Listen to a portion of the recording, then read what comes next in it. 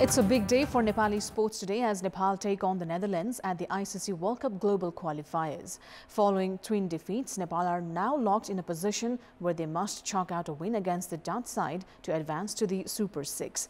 Likewise, in another mouth-watering encounter, Nepal's football squad are pitted against fancied India at the SAF Championship. Following their defeat against Kuwait, all the pressure is now on Nepal to chalk out full points at Bangalore. Good morning, I'm Sapsanamma. Let's begin with the headlines of the hour. The Supreme Court says the certification of the Citizenship Act Amendment Bill cannot be termed illegitimate. Distribution of citizenship certificate as per new law starts. China claims the concept of Global Civilization Initiative has been implemented in Nepal. Nepal says the GCI is still in consideration phase. Security tightened in central Moscow as Wagner group chief claims of charging into Russian territory with a mindset of revenge after their camp was attacked. And a must-win clash for Nepal against the Netherlands at the ICC World Cup Global Qualifiers later today. Nepal encounter arch rivals India at the SAF Championship.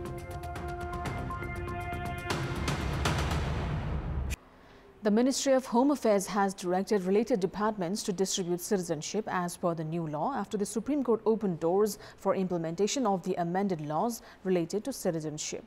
Expecting an increase in the number of service seekers at the district administration offices, the Ministry of Home Affairs has also made preparations to deploy additional staff. Following the Supreme Court's preliminary acceptance of the amended citizenship laws, doors have opened for their implementation. With this, Mahodari District Administration Office has issued a citizenship certificate as per the new law. Collection of applications has also begun at other districts. A few individuals who had reached their respective district administration offices with the recommendation of local levels could not receive their citizenship in the absence of a circular from the Ministry of Home Affairs.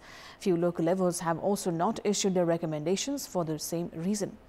However, the Ministry of Home Affairs has said that citizenship certificates could be distributed simply on the basis of the verdict of Supreme Court. Meanwhile, chief district officers have drawn the attention of the Ministry of Home Affairs regarding possible increase in the number of service seekers to receive their citizenship certificates.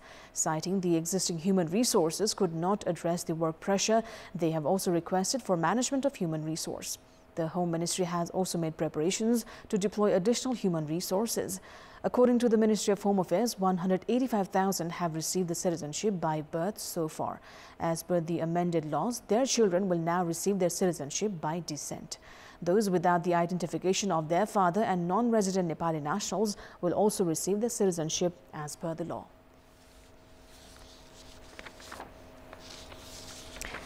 The Supreme Court has identified 3 points based on which it has said that the Certification of Citizenship Act Amendment Bill could not be termed illegitimate. According to the Supreme Court, the bill, which was endorsed twice by the Parliament and sent to the President for certification, could not be discarded. The verdict issued by the joint bench of Justices Anand Mohan Bhattarai and Kumar Regmi states that the complicated situation created after erstwhile President Vidya Devi Bhandari held the citizenship bill even after returning it to the Parliament following its second endorsement from the House was considered while making the decision.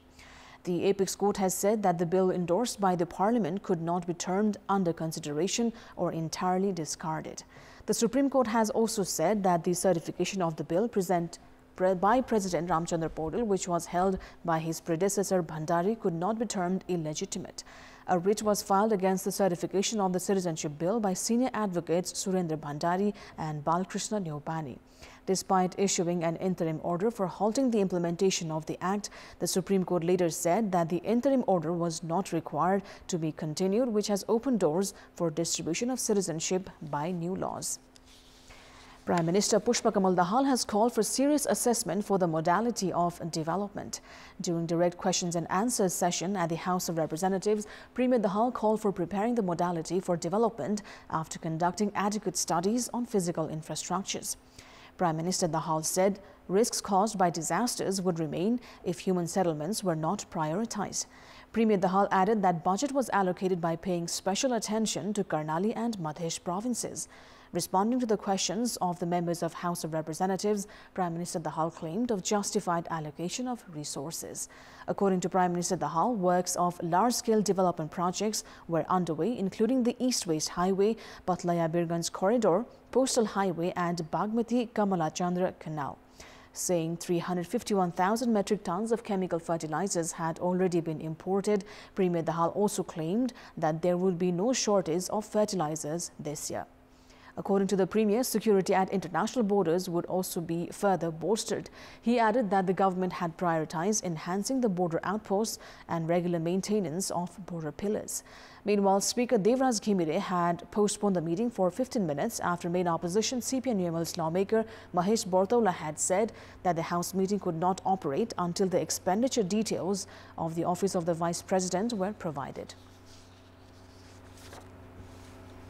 And it's time now for our segment Public Pulse, where you text us with your opinion. The question is, how do you assess the question-answer session between the Prime Minister and the parliamentarians at the House of Representatives? Your options are A, effort to ensure accountability, B, beauty of democracy, and C, just a formality. The voting is on. Type NEWS, select your option A, B or C and send it to 34001 to share your opinion with us. China has claimed that the concept of Global Civilization Initiative, or GCI, proposed by Chinese President Xi Jinping a few months ago has been in implementation in Nepal. Based on a statement from the northern neighbor, they had urged for Nepal's support in the initiative, even as the proposal is still in the discussion phase. In reference to the performances showcased on the first day of the two-day Dragon Boat Race Festival in Pokhara, Chinese ambassador for Nepal, Chen Song, tweeted that the performances along with the festival itself marked the beginning of the Global Civilization Initiative. However, Nepal's ambassador to China, Bishnu Pukar Shrestha, has clarified that GCI proposal was still in consideration phase. During National Assembly Chair Ganesh Timal Sinha's China visit on 12th of June earlier this month, Chinese officials had urged him to be a part of the initiative. A two-day Nepal-China Friendship Dragon Boat Race Festival is currently underway in Pokhara, which is considered as the tourism capital of the country. 4 teams are participating in the finals of the race today.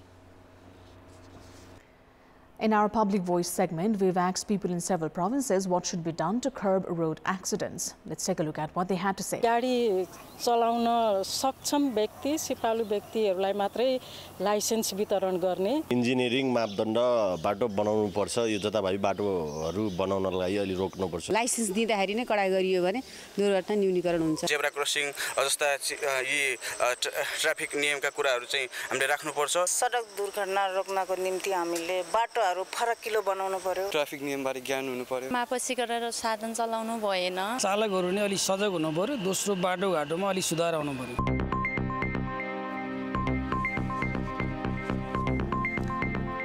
Time now for the international update.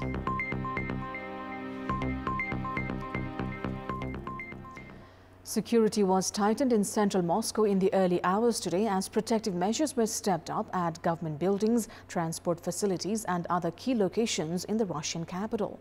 Hours earlier, Russian authorities had accused the head of the Wagner private militia of organizing an armed mutiny after he vowed to avenge what he alleged without evidence was the killing of 2,000 of his fighters by the Russian army.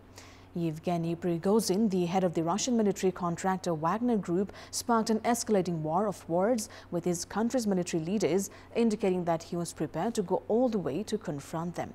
Prigozhin posted an audio message on the social media app Telegram, claiming that his fighters had crossed from Ukraine into the Russian border city of Rostov-Don and that they would fight anyone who tried to stop them. Prigozhin yesterday accused Russian Defense Minister Sergei Shoigu of ordering a rocket attack on Wagner's field camps in Ukraine, where its soldiers are fighting on behalf of Russia. Prigozhin estimates that 2,000 of his fighters had been killed in the blasts. In response, the ministry has issued a statement saying Prigozhin's accusations were not true and are an informational provocation. Prigozhin has said his actions did not amount to a military coup, but rather a march of justice.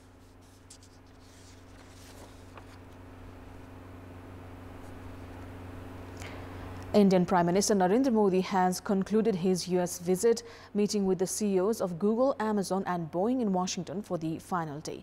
His state visit was marked by pledges of deeper U.S.-India cooperation on areas including space, artificial intelligence and quantum computing. Indian Prime Minister Modi, who has appealed to global companies to make in India, also addressed business leaders at the Kennedy Center for Performing Arts. Modi, who touted a new chapter in the country's strategic partnership at the White House on Thursday, is seeking to position India, the world's most populous country at 1.4 billion and its fifth largest economy, as a manufacturing and diplomatic powerhouse. U.S. President Joe Biden rolled out the red carpet for Modi, declaring that their country's economic relationship was booming. Experts say Washington wants Delhi to be a strategic counterweight to China, and deals announced this week included several investments from U.S. firms aimed at spurring semiconductor manufacturing in India and lowering its dependence on China for electronics. Modi left for Egypt after concluding U.S. state visit. We now have the latest updates from the SAF Championship.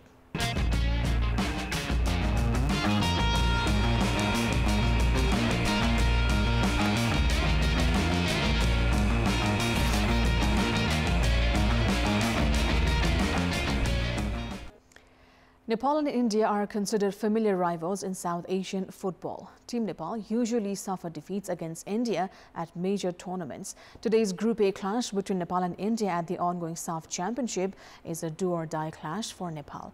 Team Nepal had suffered a 3-1 defeat against Kuwait in their first match, while host India had thrashed Pakistan 4-0. Team Nepal's journey to the semi-final is only possible with a victory over India today. In their 14 matches against India at the SAF Championship, Nepal have won just one time and suffered 11 defeats with 2 draws. In the first match under the SAF Games against India on the 20th of December 1985, Nepal had secured a goalless draw. Team Nepal had then lost 4 successive matches against India before finally securing a draw.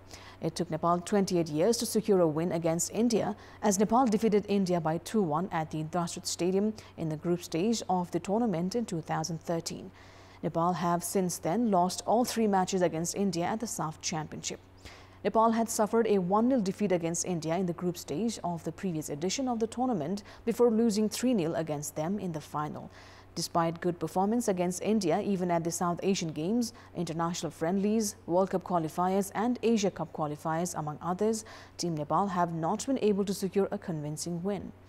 Nepal have scored only 12 goals in 24 matches against India. The southern neighbours have increased their investment in football in recent years. With regular domestic tournaments, Indian national football teams of both men, women and the age groups have been receiving adequate international exposure. The situation is exactly opposite in case of Nepal. With inadequate preparation, Nepal's approach against India in today's match, slated for 7:45 p.m. kickoff Nepal time, is being much awaited by the ardent followers of the beautiful game at home.